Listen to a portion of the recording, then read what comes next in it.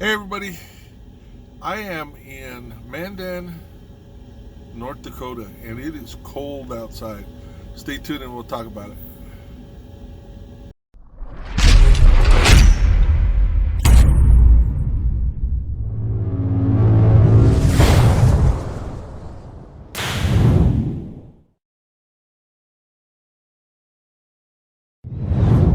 Hey everybody, this is Rick, also known as Duke City Devil Dog. Today is the 4th of February 2021.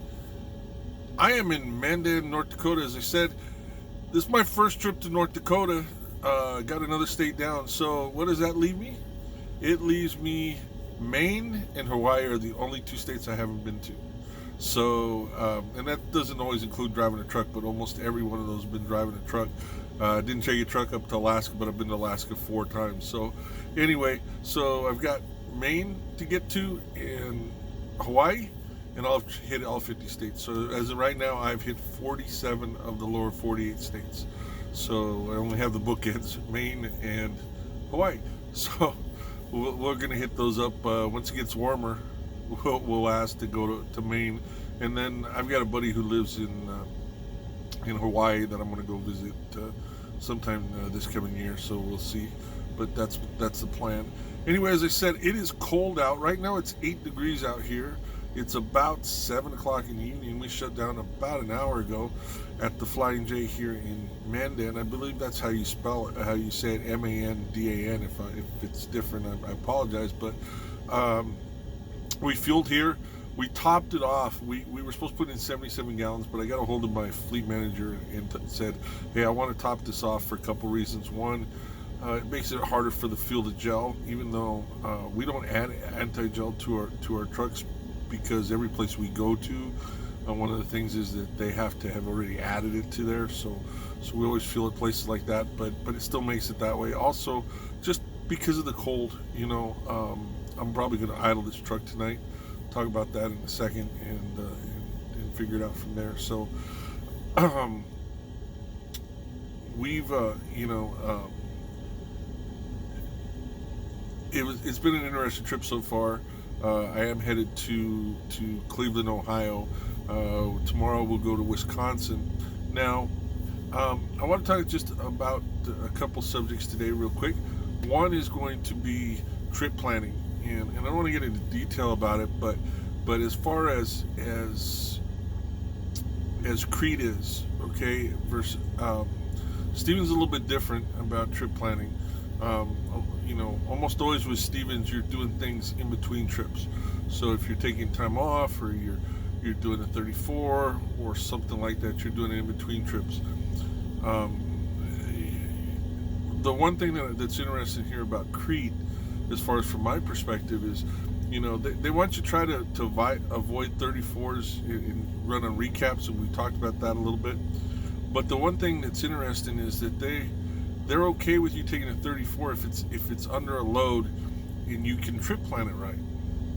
So in this case right here, I've got an appointment window on Monday between 6 a.m. and 12 noon to drop this off in Cleveland, Ohio. Well, it's Thursday, all right, and I've got now 4 days left to get it there, or 3 days and a little bit of time, and I have about 1,300 miles to go. So what does that mean? Well, I'm going to run this tomorrow. I'm going to run it, and I've got a fuel stop about 470 miles from here. I'm going to run an additional about 110 miles, right about 600 miles tomorrow, and get shut down as early as I can, and then I'm going to take a 34 underneath this load. That'll get me coming off of my 34 about 5 a.m. on Sunday, and I'll be about 600, actually not quite that, I'll be right about 580 out, okay? So what that's going to allow me to do is to go ahead and to run about 550 of that, even let's say 500 of that, and on Sunday, and then have about anywhere from about 30 to 80 miles into the shipper to run early on Monday. So I'm going to be able to get everything done that I need to get done. I can do it under recaps, but if I've got time, I'm gonna have to waste some time and sit somewhere. Might as well figure it out and get a 34 out of the way. Now, again, even though Crete would prefer you not to do 34s every week or whatever, because I'm under a load and I can't drop it early.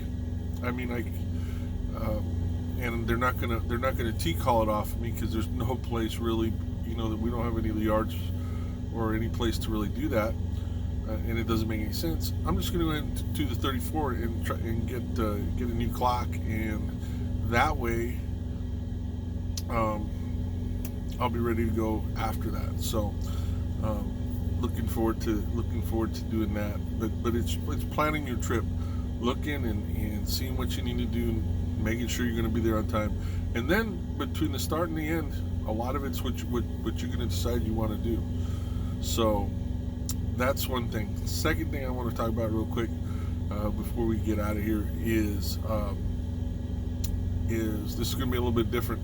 We run opti-idle on our trucks, I think it's called Smart Idle, I believe, on the Kenworths that we have, and I'm not sure about the international, but as far as the Freightliners, we have opti-idle, and that's something that runs. It starts the engine and turns the engine off when it needs to charge the batteries, or if you're doing the comfort inside, it needs to cool the truck, but it's not designed to heat the truck inside. But when it gets this cold, I believe I've been told less than 15 degrees. Some people said less than 12, or somebody said less than 5. If this truck will let me idle it if I need to stay warm. So I'm not worried about freezing out here. I got the 2 full tanks of fuel, and I think my heater in here, my bunk heater, that's a separate heater from the truck heater itself. That's probably going to be okay for me. If not, I'll idle the vehicle. And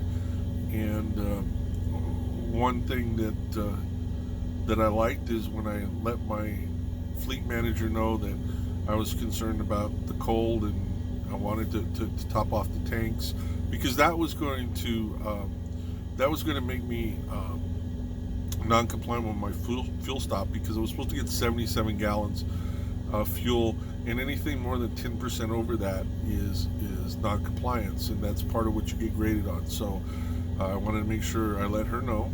And what she came back at me with was, well, if you can't stay warm in your truck, or you don't feel you can, then get a hotel and we'll pay you for it. And that was really great.